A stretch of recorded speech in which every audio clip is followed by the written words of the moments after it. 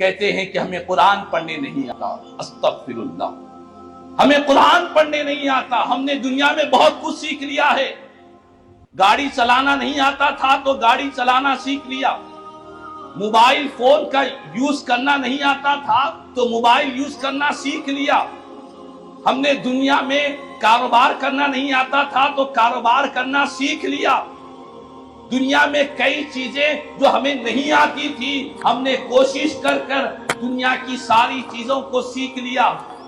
اگر نہیں سیکھا ہے تو قرآن پڑھنا نہیں سیکھا ہے، اگر نہیں سیکھا ہے تو قرآن کا ترجمہ پڑھنا نہیں سیکھا، نہ عربی کی قرآن آتی ہے نہ اردو کا ترجمہ پڑھنے آتا ہے، یہ ہمارے لیے بڑی شرم کی بات ہے، بڑے افسوس کی بات ہے۔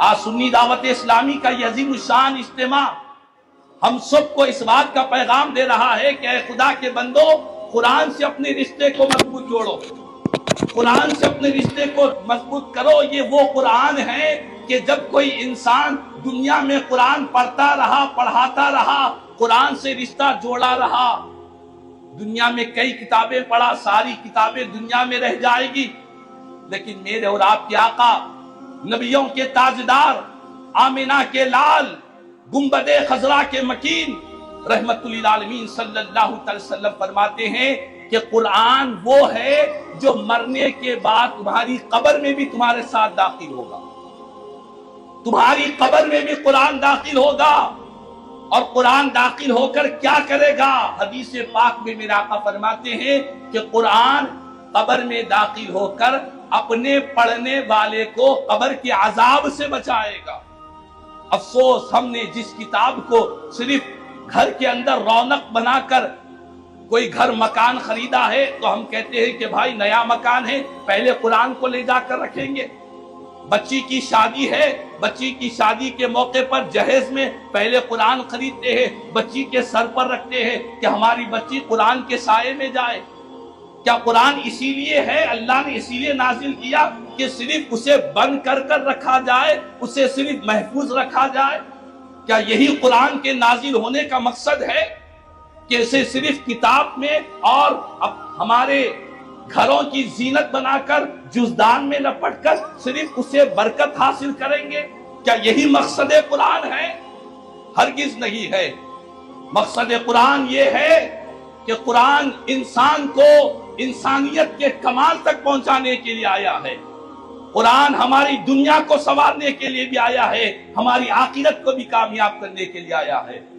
میرے اور آپ کے نبی، نبیوں کے سلطان رحمت للعالمین صلی اللہ علیہ وسلم فرماتے ہیں کہ اے میرے امتیوں، تم قرآن پڑھو، قرآن سیکھو، قرآن پر عمل کرو، قرآن سے اپنا رشتہ جوڑو۔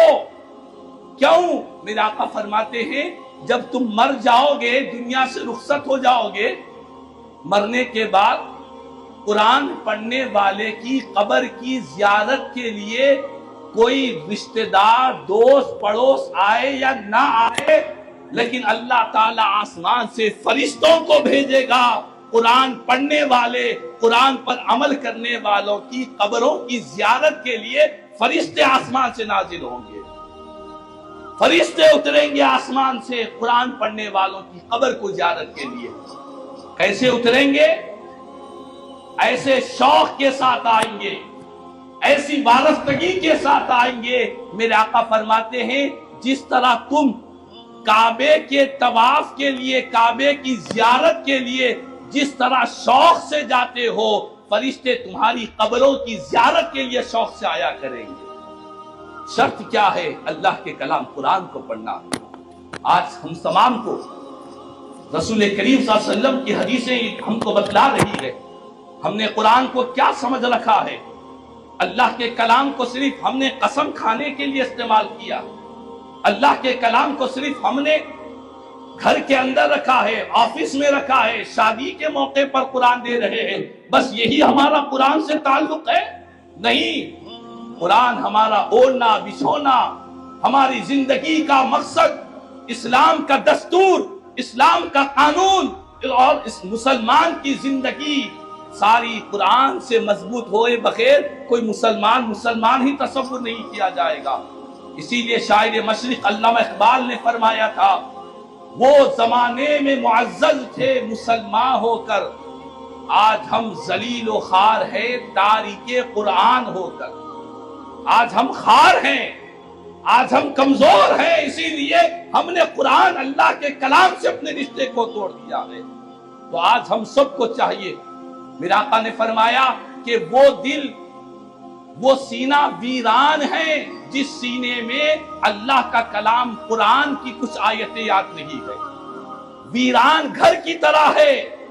ہم اپنے گھر کو ویران رکھنا نہیں چاہتے، ہم چاہتے ہیں کہ ہمارا گھر آباد رہے۔ میرے آقا فرماتے ہیں جس کے سینے میں قرآن نہیں ہے وہ ویران گھر کی طرح ہے، اس سینے کو اللہ تعالیٰ پسند نہیں فرمایا کرتا ہے۔ تو بہرحال آج سنی دعوت اسلامی کے اس عظیم الشان اجتماع سے ہم کو یہ پیغامات تو بہت کچھ لے جانا ہے۔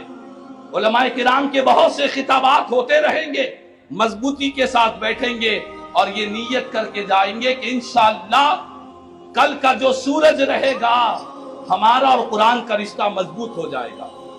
انشاءاللہ کہیں، انشاءاللہ قرآن سے مضبوط رہے گا۔ اگر پڑھنا نہیں آتا ہے کوئی ٹینشن کی بات نہیں ہے، ابھی بھی وقت ہے، ابھی بھی ٹائم ہے۔ آج بھی کوئی کسی بھی عمر کے حصے میں کیوں نہ ہو، آج بھی قرآن پڑھنا چاہتا ہے، یاد کرنا چاہتا ہے، سیکھنا چاہتا ہے، قرآن سے رشتہ جوڑنا چاہتا ہے۔ اللہ نے وعدہ کیا، اللہ نے وعدہ کیا وَلَقَدْ يَسَّرْنَا الْقُرْآنَ لِلذِّكْرِ، یقیناً ہم نے قرآن کو آسان کیا ہے یاد کرنے کے لیے، سمجھنے کے لیے ہم نے قرآن کو یہ آسان کر دیا ہے۔ تو ہم سب کو چاہیے اللہ کے کلام قرآن سے رشتہ جوڑیں گے۔ کل کا جو سورج رہے گا سنی دعوت اسلامی کے اس اجتماع کے بعد ہماری زندگیوں میں یہ انقلاب ضرور آئے گا کہ انشاءاللہ تعالی ہم قرآن سے بھی رشتہ جوڑیں گے، صاحب قرآن سے بھی رشتہ جوڑیں گے۔ قرآن کے بغیر نہ ہمارا کوئی دن رہے گا، نہ کوئی ہماری رات رہے گی۔ موبائل فون ہمارا آف رہے گا، واٹس ایپ، فیس بک، ان پر آن لائن رہنے کی بات میں فکر کرے، پہلے قرآن اللہ کے کلام کو پڑھنے کی فکر کرے۔ روزانہ کچھ نہ کچھ پڑھے، پاؤ پارا پڑھے، آدھا پارا پڑھے۔ آپ یقین جانیں اللہ تعالیٰ قرآن کے ذریعے ہمیں ایسا مضبوط کرے گا، ہم جہاں جائیں گے اللہ رحمت عطا کرے گا۔ اللہ تعالیٰ